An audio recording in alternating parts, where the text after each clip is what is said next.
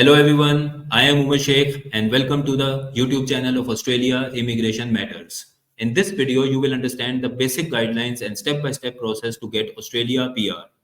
Visas and migration process can be complicated and overwhelming sometimes, but this is why we are here. This video will explain everything you need to know about the General Skilled Migration Program in Australia. To begin with, it is crucial that you understand the various types of migration visas available in Australia. For example, family visas, business and investor visa, and skilled visas. Now, the skilled visas are for people who have work experience and academic qualifications and are looking to migrate to Australia via their professional area. These are the visas we will be talking about in this video, and these are part of the skilled migration program. So let's get started. There are two pathways within the Australia Skilled Migration Program. The first one is employer visas and the second one is general skilled migration visas. Employer visas are also called sponsorship visas as this pathway requires you to secure a job offer in a position relevant to your background in Australia before you can apply for a visa. There are two temporary visas under the employer visa stream. The first one is temporary skill shortage visa, which is subclass 482, and the second one is skilled employer sponsored regional visa, subclass 494. And there is one permanent visa under employer visa stream, which is employer nomination scheme visa, subclass 186. Now, the second pathway under the Australian skilled migration program is general skilled migration visas. When people talk about skilled migration in Australia, they usually refer to the general skilled migration visas, which are also known as the points tested visas. There are also three visas in this program. The permanent visas are skilled independent visa, subclass 189, skilled nominated visa, subclass 190, and the temporary one is skilled work regional visa, subclass 491. Now we will deep dive into the general skilled migration visa pathway, and we will see the key steps involved in the process to get Australian PR through this pathway. So there are 7 steps involved to get Australia PR via the General Skilled Migration Program. The first one is to check your eligibility. First, you need to identify what occupation you fall under according to the Australian immigration definition and in which list this occupation is. There are different lists for each of the visas listed, and it is important to make sure you find your occupation in the list that corresponds to the visa for which you plan to apply. If your occupation is not on any lists of these three visas, that means that you cannot apply for a general skilled migration visa. So this is the first step to check your eligibility. The second one is to go for the skills assessment if you have found your occupation to be eligible. The second step to getting the PR in Australia is to find if you would obtain a positive skills assessment with the organization that assesses your occupation. Each occupation has its own skills assessment authority. For example, for engineers, it is Engineers Australia. For marketing professionals, it is VetAssess. For IT professionals, it is ACS. For nurses, it is NMAC and many more. And each authority has its own requirements to approve your skills assessment, such as work experience, qualification, a certain level of English, and so on.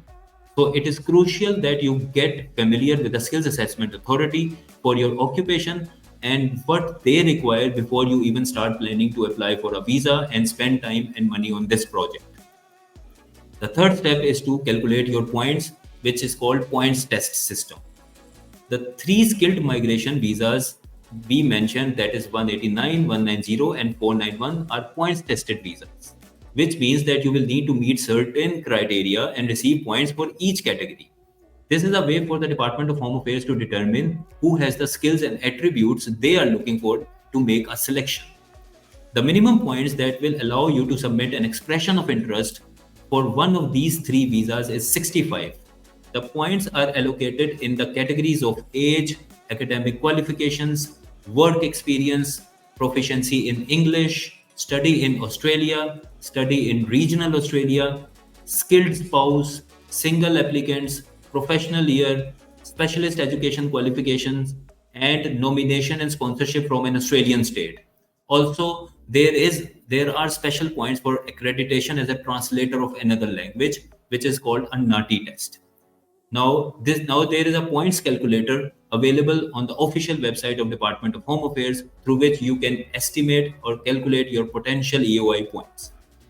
The fourth step is to go for the English language proficiency test. Anyone looking for a PR in Australia and applying for any of these visas must show evidence of at least competent English, which means 6 in each component as per the IELTS standard. The way to do is the way to do this is by sitting for an English test. Australian immigration accepts IELTS, Cambridge, TOEFL, and PTE academic. If you are from UK, US, Canada, Ireland, or New Zealand, you are deemed to have competent English and won't need to undergo a test. If you need more than minimum 65 points to be invited by Skill Select, a way to achieve this is by bumping up your English language scores. If you take 7 in each component of the IELTS, you will receive 10 points, and for a score of 8 in each component of the IELTS, you will get 20 points in your expression of interest. Now, the fifth step is to submit an expression of interest after you are done with English language proficiency test and positive skills assessment.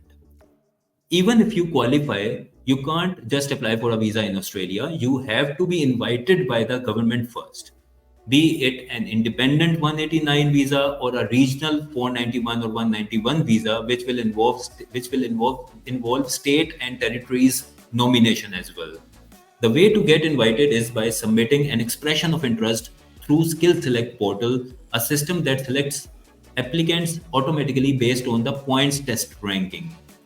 This is why you might need to aim for a higher score than the minimum of 65 if you are seeking a 189 visa, as the competition is very high.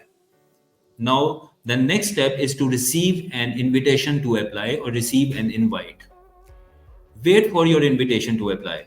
Applicants with the highest EOI ranking will receive an invitation to apply. In the case of 190 or 491, you will get the pre-invite first, which needs to be converted into the final invite through state nomination application. Receiving an invitation to apply indicates you are one step away from obtaining your Australian PR visa. Now, the last step is to apply for a visa. Once you received an invitation from Skill Select, the next step is to getting a permanent visa. And then the next step to getting a permanent visa is in Australia is preparing and lodging a visa application. That's the time to show evidence of everything you claimed at the points test stage and expression of interest, such as your qualification documents, your work experience documents, and partner documents, English language proficiency evidence, and all the other documents which would be required at the time of visa application. In addition to all the documents with respect to your expression of interest and points claims, you will also be providing additional documents including health and character clearance certificates. And in the case of the temporary 491 visa, you will also go through the biometric verification. So this is how you go through each of the steps to get Australian PR. I hope this video will help to understand the step-by-step guidance about getting the Australian PR. If you like this video, do subscribe our channel and keep watching.